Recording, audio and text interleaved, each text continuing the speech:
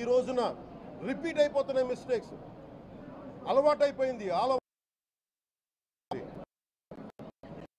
ఇప్పుడే full stop to this. దీంట్లో ఒక్కరు నిందించట్లా. టీటీడీ బోర్డు ఉంది, వైసీపీ కాన్స్టిట్యూట్ చేసిన టీటీడీ బోర్డు ఉంది. వైవి సుబ్బారెడ్డి గారు ఉన్నారు టీటీడీ చైర్మన్గా, టీటీడీ ఈవోగా ధర్మారెడ్డి గారు ఉన్నారు.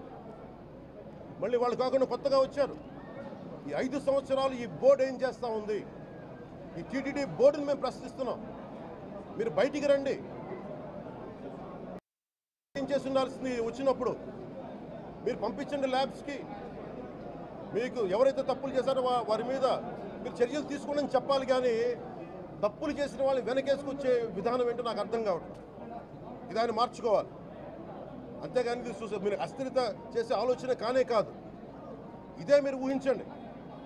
ఇంకా ఏ ధర్మం ఇలాంటి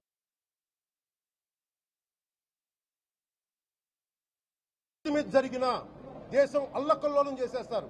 ప్రపంచం అంతా మాట్లాడతారు. గ్లోబల్ న్యూస్ అయిపోద్ది.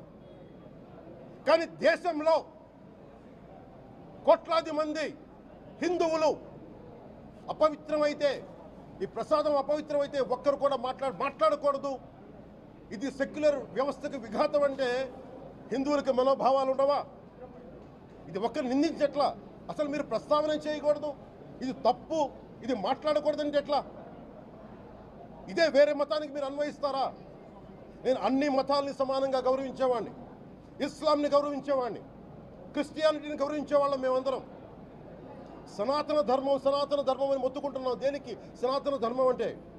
సనాతన ధర్మానికి ఒకరు ప్రారంభించింది కాదు. ఇది ఒక వ్యక్తో ఒక కూర్చోబెట్టి ఒకరు స్టార్ట్ చేసింది కాదు. ఇది కొన్ని వేలాది సంవత్సరాలుగా అన్ని మతాలని, అన్ని విశ్వాసాలని అలింగనం చేసుకున్న నేల ఇది.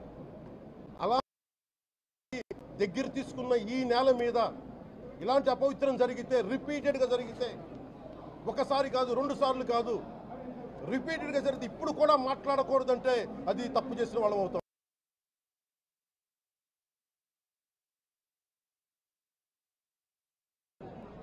మేము కాదంటలా. టీటీడీ బోర్డు అప్పుడు టీటీడీ బోర్డు బాధ్యత తీసుకోవాలి. పొలిటికల్గా వచ్చి అలంకారప్రాయంగా ఒక్కొక్కళ్ళు వచ్చేసి దర్శనాలకి టికెట్లు ఇవ్వడానికి మీరు బోర్డు మెంబర్స్ అవ్వలేదు. మీరు ఎవరు చైర్మన్ కానీ ఈవో కానీ. మీరు అక్కడ ధర్మాన్ని పరిరక్షించాలి. మీరు అక్కడ మీ ఇష్టాలకి మీరు కూర్చోబెట్టి మీ ఇష్టాలకి కాంట్రాక్ట్లు ఇచ్చుకోవడానికి మీరు టీటీడీ బోర్డుకి మీరు వెళ్ళలేదు. మీరు అందరూ, మీ అందరికీ బాధ్యత ఉంది. మీరు నిర్ణయించుకోవాలి. ఎవరికి కోపాలు రావు, ఎవరికి వేదన రాదు, ఎవరికి బాధలు రావంటే కుదరదు. వస్తాయి బాధలు, వేదన ఉంది, మాట్లాడతాం. మర్చిపోకండి ఎవరు. గత ముఖ్యమంత్రి గారు కూడా నేను చేస్తా ఉన్నాను, జగన్మోహన్ రెడ్డి గారికి కూడా. ఇదే చర్చికి జరిగితే మీరు ఊరుకుంటారా? ఒక మసీదుకి జరిగితే ఊరుకుంటారా? ఒక తిరుమలకు జరిగినప్పుడు ఎందుకు వెనకేసుకొస్తారు? రాకండి.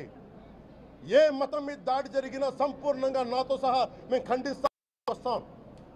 ఇస్లాం మీద దాడి జరిగితే మేము మాట్లాడతాం, క్రిస్టియానిటీ మీద దాడి జరిగితే మేము మాట్లాడతాం. హిందూ ధర్మం మీద, సనాతన ధర్మం మీద దాడి జరిగితే కూడా నేను మాట్లాడతాను. ఇది మొదటిసారి కాదు, మేమందరం మాట్లాడతాం. ఇది ప్రాథమిక హక్కు. ఇది పరస్పర విశ్వాసాలను గౌరవించుకోవడం చాలా చాలా అవసరం.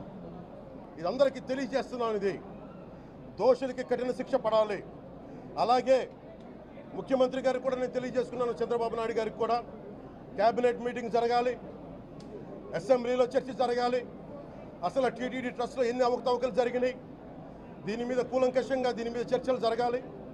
అలాగే నిన్న అందరూ మీడియా పెద్దలు కూడా అడుగుతూ ఉన్నారు, పత్రికాధిపతులు కూడా అడుగుతూ ఉన్నారు, మీడియా వారు కూడా అడుగుతున్నారు, దీన్ని సిబిఐకి తీసుకెళ్లాలా లేదా అనేది.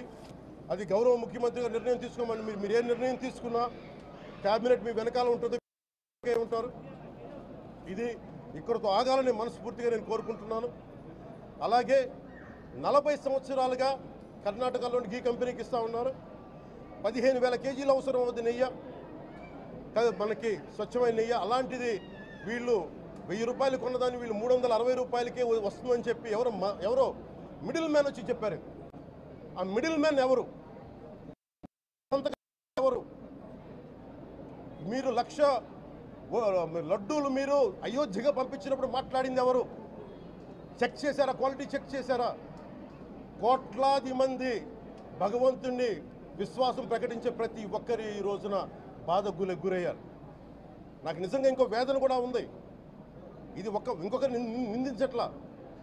తిరుమలలో ఉండే ఇంతమంది సేవ చేసుకునే వ్యక్తులు కానీ మీరందరూ హిందువులే కదా. మీరందరూ టీటీలో ఉండే వందలాది మంది ఎంప్లాయీలు, ఉద్యోగులు, వేలాది మంది ఉద్యోగులు, మీరందరూ ఏం చేస్తున్నారు?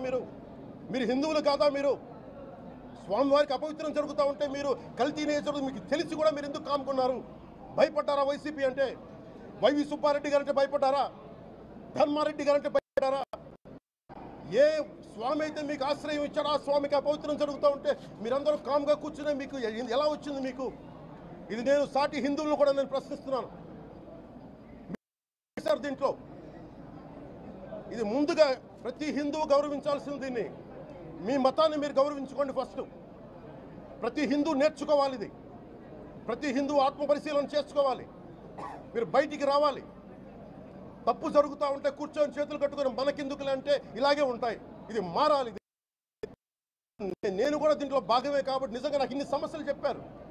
ఇన్ని సంవత్సరాలుగా వైసీపీ మీద పోరాటాలు చేస్తున్నారు. రోడ్లు బాగలేదంటే మాట్లాడాం, రైతుకి సమస్యలు వస్తే మాట్లాడాం, గుడులు అపవిత్రం చేస్తుంటే మాట్లాడాం. కానీ ఏ ఒక్కరు కూడా బలంగా కూర్చొని టీటీడీ ఉద్యోగులు ఎవరైనా సరే ఇలా జరుగుతుంది అని తెలిసి కూడా కామ్కున్నారంటే మీరు మహా అపరాధం చేశారు. ఆ మహా అపరాధానికి నాకు సంబంధం లేకపోయినా ఈరోజు నేను ప్రాయశ్చిత దీక్ష మొదలుపెట్టాను. ఈరోజు 11 రోజులు స్వామివారికి నేను క్షమాపణలు కోరుకుంటూ దీక్ష తీసుకుంటున్నాను. ఇది మారాలి, ఉండకూడదు అని కోరుకుంటూ సెలవు తీసుకున్నాను. నమో వెంకటేశాయ.